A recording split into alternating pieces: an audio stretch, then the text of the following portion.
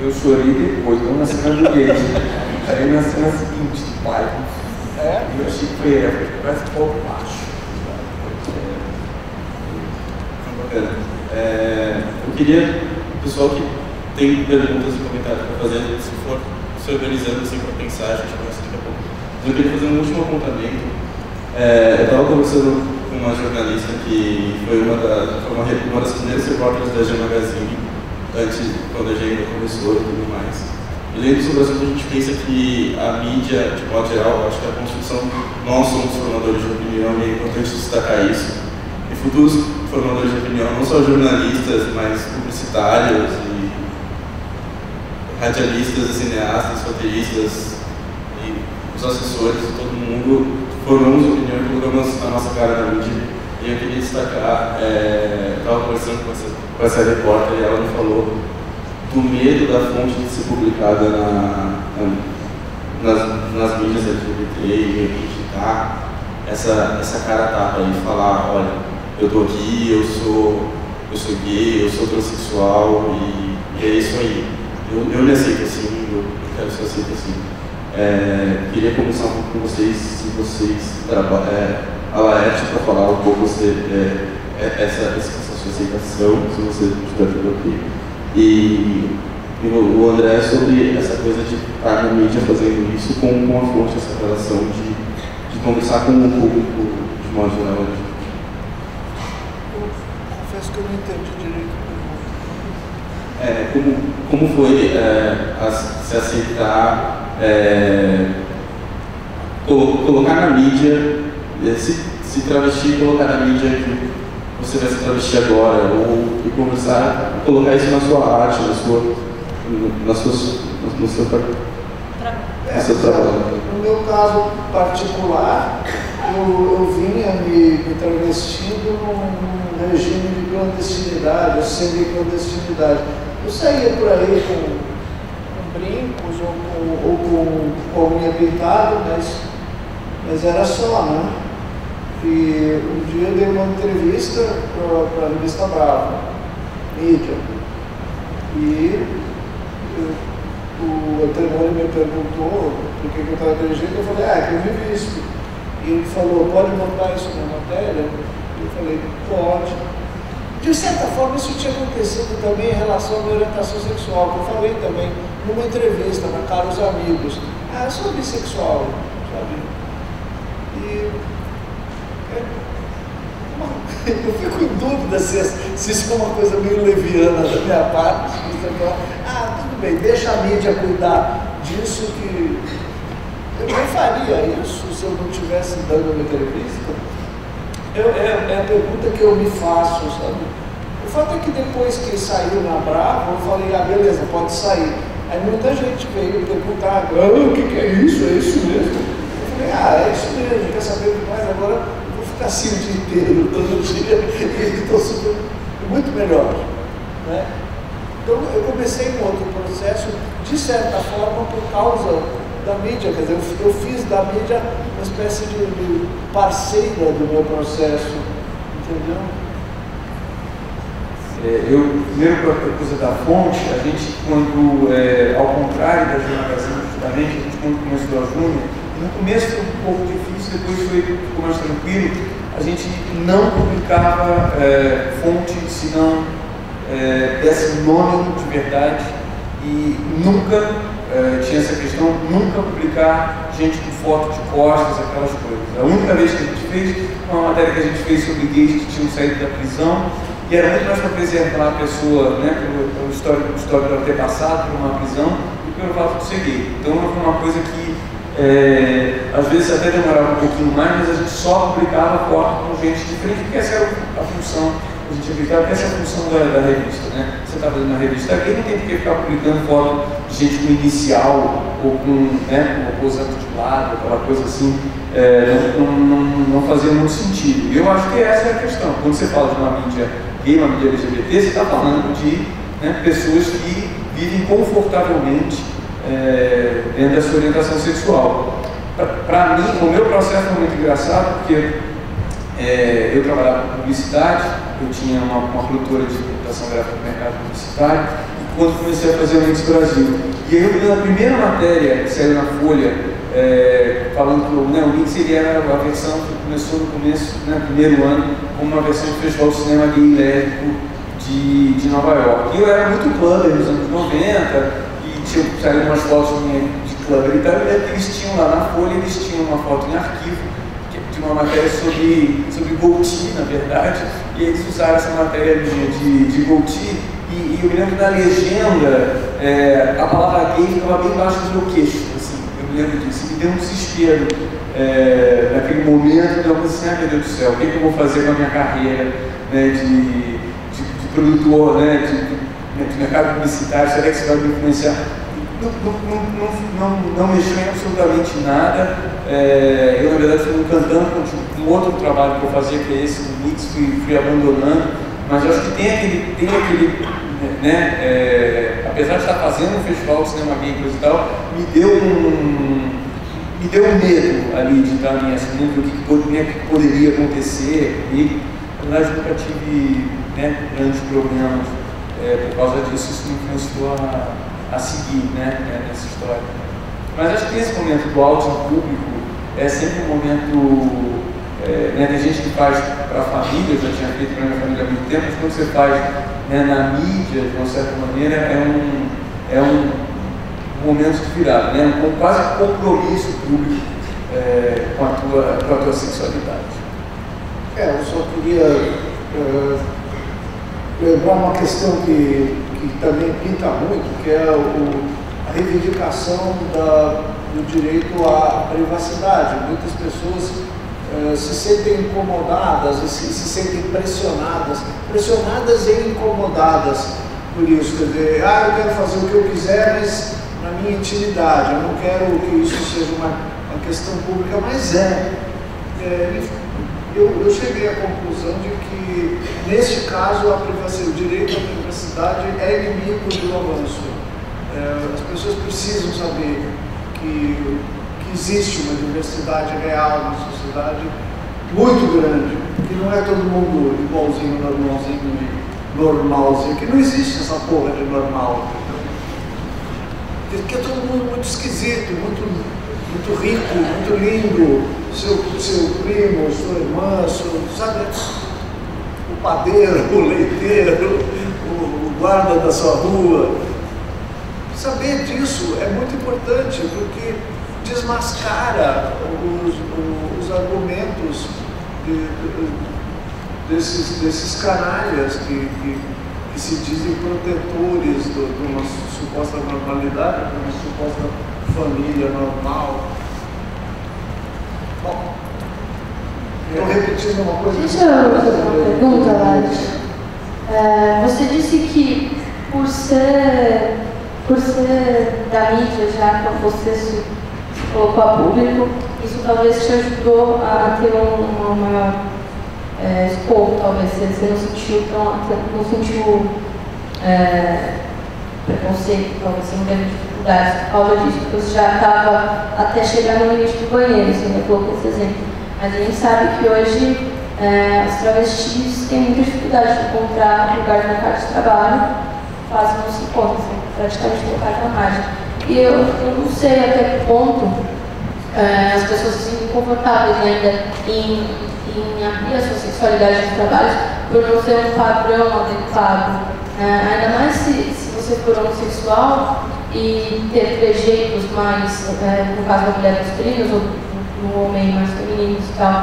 Eu queria saber como que a gente poderia lutar contra isso, uma forma seria um movimento, seria se engajar nas causas, porque eu vejo isso uma situação muito complicada quando chegam pedidos de estágio pedindo fotos ou quando há impressão dentro de uma entrevista, por exemplo. E o caso das travestis é um caso que hoje eu não consigo encontrar uma maneira na minha cabeça de resolver. Eu vejo um problema muito grave, porque elas são colocadas completamente à margem da sociedade. Tanto que 80% estão se prostituindo por não encontrarem local no mercado. Bom, você está falando especificamente de travestis e transgêneros, é verdade, assim. de novo, eu acho que a gente está vivendo um período de crescimento. Acho que a internet está tendo, a internet, as redes sociais, que são mídia também, estão tendo um papel fundamental nisso. Muitas pessoas entenderam as possibilidades que se apresentam, possibilidades reais e sobre as quais incidem direitos e tudo, através da internet, tendo contato, o contato entre as pessoas, a ampliação dos pequenos grupos para grandes grupos tem sido fundamental.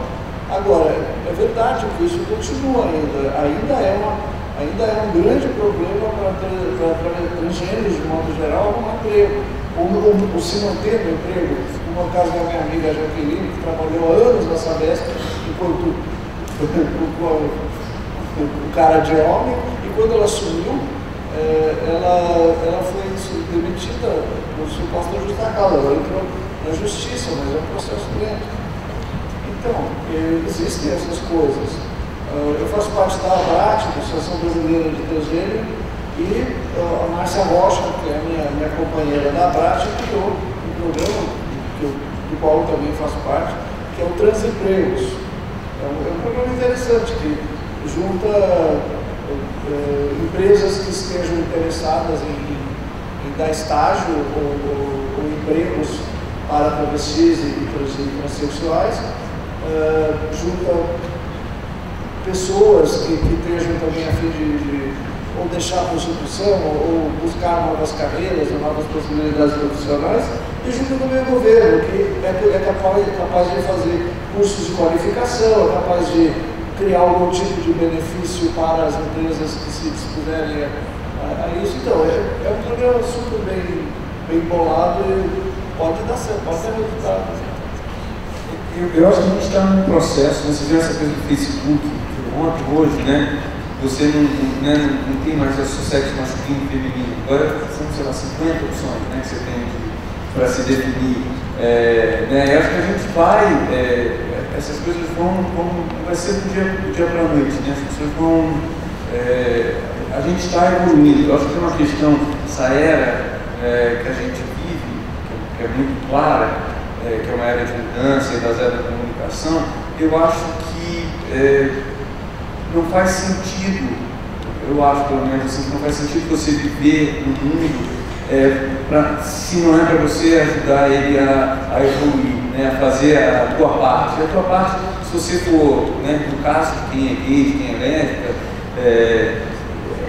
eu acho que faz parte você botar a cara. Eu acho que hoje ainda é uma atitude política você se beijar dentro do metrô, né? Assim, porque não é nem se beijar no metrô, é não deixar de beijar no metrô, né? Os casais heterossexuais fazem isso.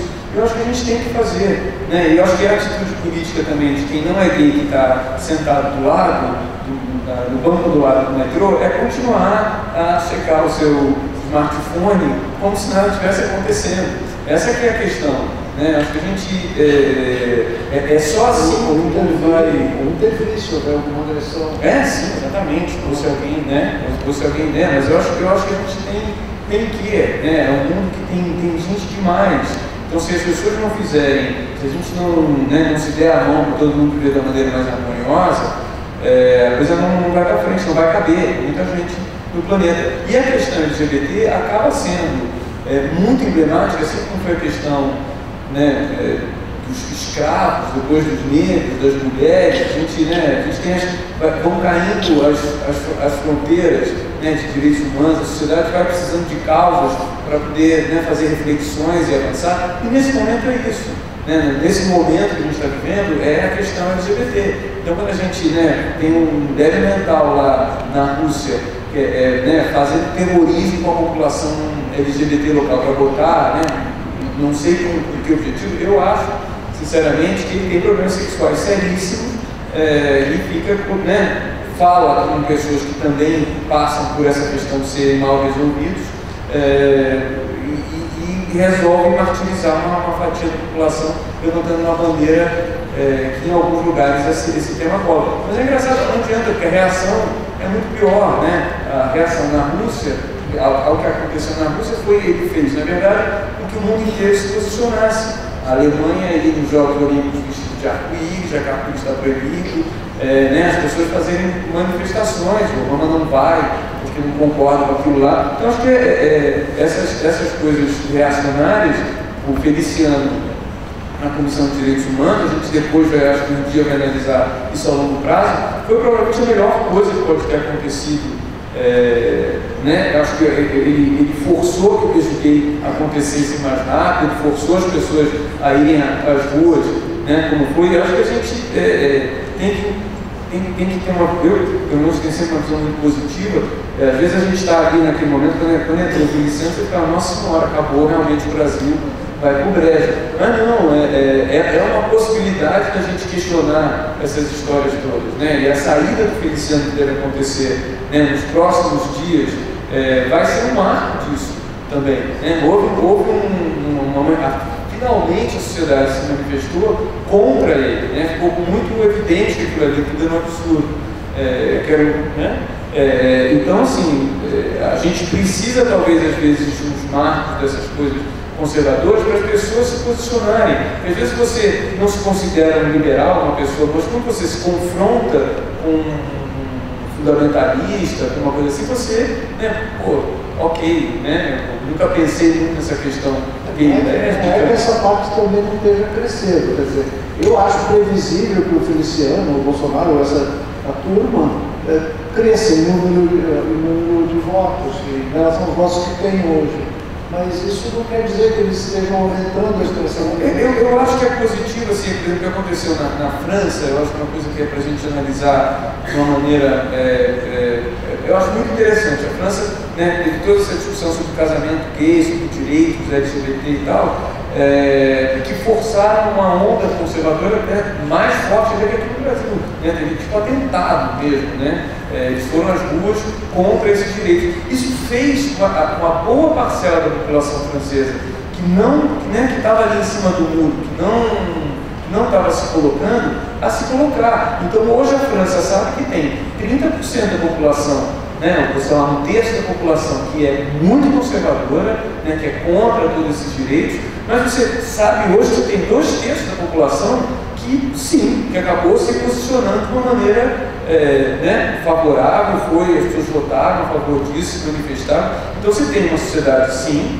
que é dividida, mas é claro que há uma maioria, que antigamente não era muito claro. Você tinha ali um grupo que era a favor, um grupo que era contra, e uma massa ali no meio que não se posicionava. Um debate mais radical, a radicalização do debate, fez com que a maioria se posicionasse a favor desses avanços sociais. Então, assim, eu até prefiro que tenha uma figura tipo Bolsonaro com uma expressão maior, porque eles são tão absurdos, o discurso deles é tão sem sentido, que tem muita gente que não está, que está ali em cima do muro, que não pensa muito sobre essas questões, não sou ele, tem um filho dele, não me posiciono, não sei qualquer. Você tem a referência do lado de lá, é muito radical. Então você pode ser que as pessoas se posicionem, criem uma posição contra essa onda conservadora.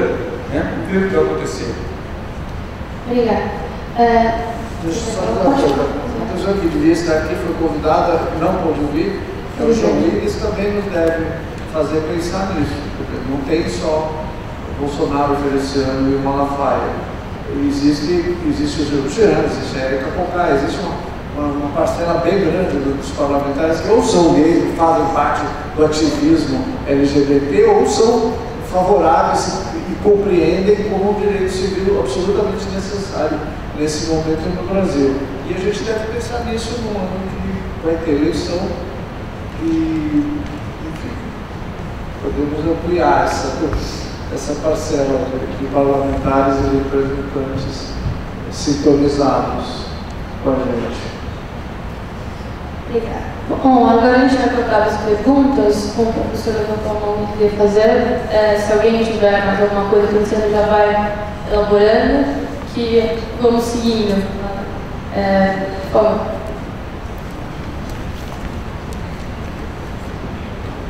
Boa noite, professor Silvio Barbosa. Eu me lembrei de um caso bem interessante com relação aos transgêneros, que o mês passado, pela primeira vez, um transgênero se tornou delegado de polícia em Goiás. Vocês viram isso que interessante? Ele concursou, né, passou no concurso como homem, em determinado momento pediu afastamento, foi para Marrocos, operou, voltou como mulher e não houve problema, né? Agora ele chefia uma delegacia da mulher lá em Goiânia, ou cidade próxima. Uma questão importante, né? Primeiro delegado transgênero da história do país. Já a situação dos travestis é muito mais problemática, porque os travestis sofrem de um problema que é a exclusão escolar, né? O garoto, quando se descobre que na verdade é uma mulher que quer se vestir de mulher, ele precisa deixar para a escola, porque o bullying impede que ele continue estudando, né? Então, os travestis têm esse grave problema, eles não têm educação, né? Não têm um nível educacional que permita que eles sejam inseridos no nosso mercado. E aí sobram essas profissões que a gente conhece, né? Costureira, ou a prostituição mesmo. Então a dificuldade aí seria essa, né? Atrair os travestis de volta para a escola, para ganhar os títulos que lhes permitiriam uma ascensão. Tem um colega em Brasília que disse que a Secretaria de Educação do Distrito Federal adotou um processo de atração dos travestis, que podem inclusive usar o seu nome, né? O seu nome feminino, não masculino na lista de chamada, por exemplo, banheiros, podem usar o banheiro feminino e assim por diante. É uma forma de tentar combater essa exclusão, né? Não é meramente sexual, é uma exclusão social de fato baseada no baixo índice de escolaridade, né? Eu mandei uma carta para o Ombudsman da Folha protestando contra as dicas, né? Feche-se num gueto, que no gueto você vai estar seguro. Se você é gay, restringente, portanto travestis, transexuais e efeminados devem andar na rua como se fossem caminhoneiros, né? Para não serem atacados. E a Ombudsman me escreveu de volta, educadamente, ela disse: não, a Folha não recomenda nada, ela apenas transmite a opinião dos entrevistados. A gente sabe atenciosamente, e assim melhor, a gente sabe que não é verdade, né? Há uma linha editorial ali, a forma como você posiciona, o título escolhido, as cores, tudo isso é uma forma clara de representação de uma mensagem e há um objetivo claro ali, né? De dizer: gay, quer viver? Viva, mas dentro do seu espaço, não invada o nosso, né? O filósofo político italiano Roberto Bobbio, ele disse lá nos anos 90, o movimento gay quer aparecer com o objetivo de desaparecer. E aí ele explica: o beijo no metrô é necessário como atitude política, porque somos gays, estamos aparecendo. Qual o objetivo disso? Beijo no escurinho. Olha só. Qual é o objetivo de aparecer para desaparecer? Roberto Bobbio diz que no momento em que o princípio da igualdade for alcançado pelo gay, ele deixa de chamar a atenção, passa a ser como qualquer outra pessoa. Então o beijo gay no metrô vai chamar tanta atenção quanto o beijo hétero no metrô, não é? Então o Roberto Bobbio explica bem isso. Eu queria perguntar para o André, você descobriu um nicho, né? Você trabalha com esse nicho, que é o público gay, por um bom tempo, e pensando assim, no conservadorismo da sociedade brasileira, em que muitas marcas não vão querer associar o nome delas, o produto delas ao público gay, portanto não vão querer anunciar na sua revista ou em qualquer outra coisa que você faça, como é possível sustentar, do ponto de vista do mercado publicitário, como é possível sustentar uma produção? Você mesmo falou que agora você unificou duas revistas, né? A Júnior e a H. Portanto, você não conseguiu, não é? Patrocinadores, publicidade suficiente para manter duas revistas. Como que você está lidando com isso ao longo de tanto tempo? Você está batendo a cabeça? Você tem já caras que te conhecem no mercado publicitário, nas agências, que falam: não, o André você pode anunciar, ele é gay, mas ele é do bem. Na verdade, tem uma questão interessante. Em nenhum lugar do mundo tem grandes grupos editoriais publicando revistas gays, né? Se fosse realmente um nicho tão interessante assim, a Abril teria não é só conservadorismo, né? A Abril teria a sua revista gay. Você, quando trabalha com esse segmento, acho que tem um quê de militância, com certeza absoluta. Seria muito mais fácil se tivesse feito uma revista de outro segmento. A gente consegue, né, dentro dessa questão, a gente consegue sobreviver com uma revista. Talvez direitinho lá em banca, a gente não tem grandes anunciantes, eles entram muito pontualmente, quando tem uma campanha lá que a agência acha engraçada, pode ganhar algum prêmio e tal, vai e coloca na revista, mas a gente vive basicamente com anunciantes do nosso próprio segmento.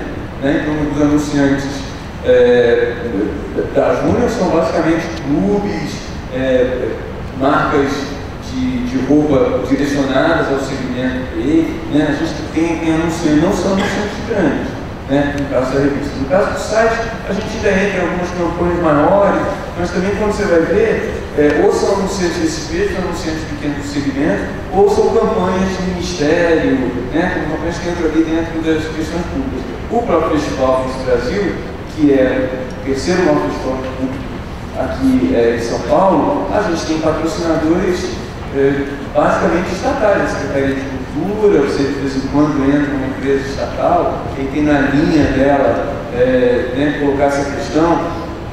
Então, assim, é um trabalho que você tem que, a gente consegue estar aí há 20 anos trabalhando dentro desse segmento, mas é porque a gente tira, na verdade, leite de pedra, né? A gente consegue fazer uma revista bacana com um quinto do borderô, uma revista desse mesmo tamanho. A gente, né, todo mundo trabalha claro, a gente tem muito pouco voluntário, mas a gente trabalha pagando talvez um pouquinho a menos do que o mercado para conseguir se segurar. Né? É dessa maneira que a gente funciona. E se você ver, sei lá, o tamanho de impressões, de edificios que a gente tem em Venevano, certamente era para a gente ter um centro muito maior.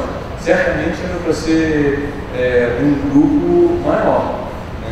Então eu acho que tem isso. Você vai ver como é que funciona a Alt nos Estados Unidos, ainda é um pouquinho outro. Tá. Ainda é um outro, né, trabalha com. Eles têm o pessoal da moda que comprou a revista, mas as revistas todas, no mundo inteiro, são grupos realmente gente ligado à causa. Eu acho que tem como outros nichos, você tem que estar envolvido com a causa para estar dentro dele, então não é criado. Eu acho melhor a gente fazer blocos de perguntas cada tempo, 3 pessoas fazem perguntas e aí respondem, porque eu vi que várias pessoas levantaram a mão, talvez não dê tempo. Tinha levantado a mão aqui antes, tá? Passa para ela ali, para ele ali em cima, e alguma outra pessoa tinha levantado aqui no meio, então é a mão ali.